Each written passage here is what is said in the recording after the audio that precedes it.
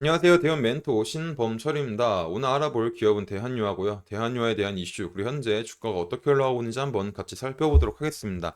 일단 이제 오늘 같은 날 전반적인 화학 주가를 한번 살펴보게 되면은 뭐 롯데케미칼부터 시작을 해서 이렇게 KDM까지 지금 상승을 해주고 있는 모습이죠. 그리고 그 안에 대한유화 역시도 반등을 해주고 있는 모습입니다. 그래서 지금 이 반등이 계속 지속적으로 유지가 될 거냐라고 하면은 살짝 아직까지는 확정 지을 수는 없죠. 하지만 그래도 어떤 이슈로 인해서 화학 주가가 조금 반등했을까라고 보게 되면 어떤 중국 기준금리 인하에 대한 기대감 때문에 조금 반등이 나온 감이 있지 않나라는 것들을 생각해 볼 수 있을 것 같습니다. 그래서 그런 것들을 일단 말하기 전에 앞으로 이제 대한유화를 볼 때는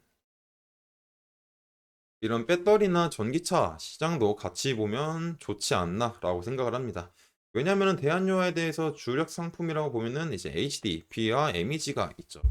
그리고 이제 HDP 같은 경우는 이제 가지고 있는 특성이 내한성과 충격성이 강하다라는 겁니다. 그렇기 때문에 이제 뭐 각종 용기나 플라스틱 상자에 많이 썼죠.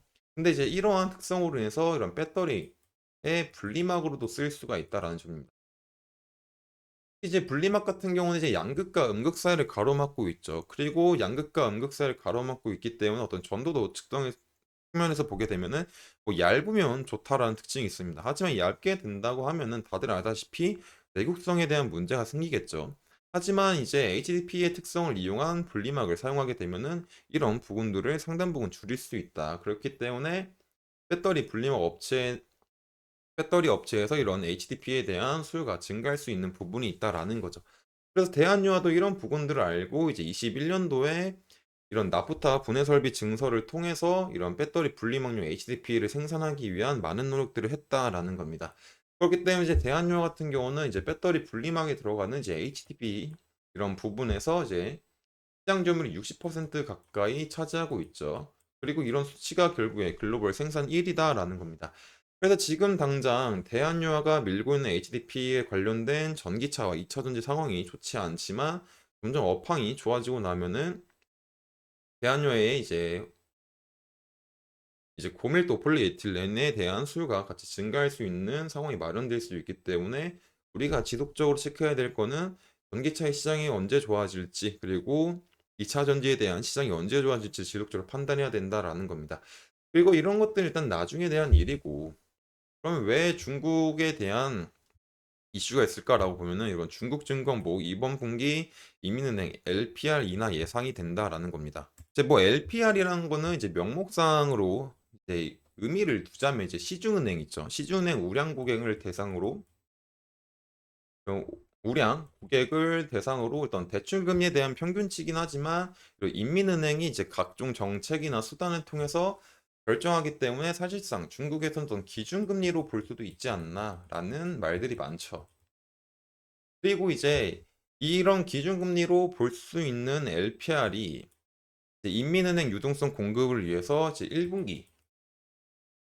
1분기 중으로 LPR 금리를 인하할 가능성이 높다라는 겁니다. 그리고 이제 또 다른 하나는 이제 미국 금리에 대한 인하 가능성인데 뭐 이런 부분들은 나중에 설명을 하게 되고, 결국에 이제 중국이 이런 것들을 인하하려고 하는 이유가 뭐냐면 중국 민생 은행 수석 이코노미스트죠. 이제 원빈이라고 있는데 그분의 말을 따르면 현재 중국 경제는 이제 물가가 낮고 이제 실질 금리가 높은 편이다. 그래서 일단은 실물 경제에 효과적인 자금 조달 수요를 저해할 수 있는 환경이다. 그래서 이제 금리 인하를 통해서 자금 조달에 대한 수요를 확대하고 기업 활동을 촉진할 필요가 있다라고 주장했죠. 그리고 이제 다른 사람의 말을 따르게 되면은 이제 인민은행의 저우란 통화정책부 부장이 인민은행은 이제 경제의 질적 발전을 위해 총량, 구조, 가격 등 세 가지 측면에서 역주기, 과주기 조절을 강화해 우호적인 통화 및 금융 환경을 조성해야 된다라는 거죠.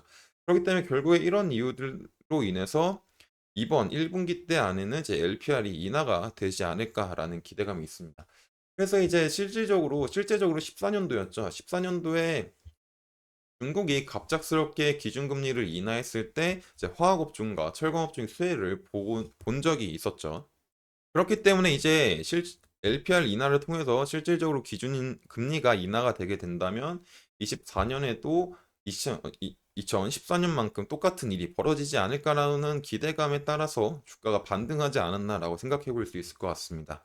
하지만 이제 지난 시간에 말했었던 것들을 생각해 보면 우리가 이런 실질적인 수혜를 입을지 안 입을지는 지속적으로 지켜볼 필요가 있겠죠. 그리고 이거는 저번 시간에 얘기했었으니까는 나중에 다시 얘기를 하도록 하겠습니다. 그래서 이제 주가를 한번 살펴보게 되면은 일단 주봉상 이제 고점 부분을 보자면 17,500원 부분들이 있겠죠. 17,000원 부분들. 그 저점이라고 보면은 이제 10만 원. 고점이 이제 17만 원이고 저점이 10만 원 부분들이 있겠죠. 그리고 이제 그 과정에서 이제 이평선들이 이제 모였다가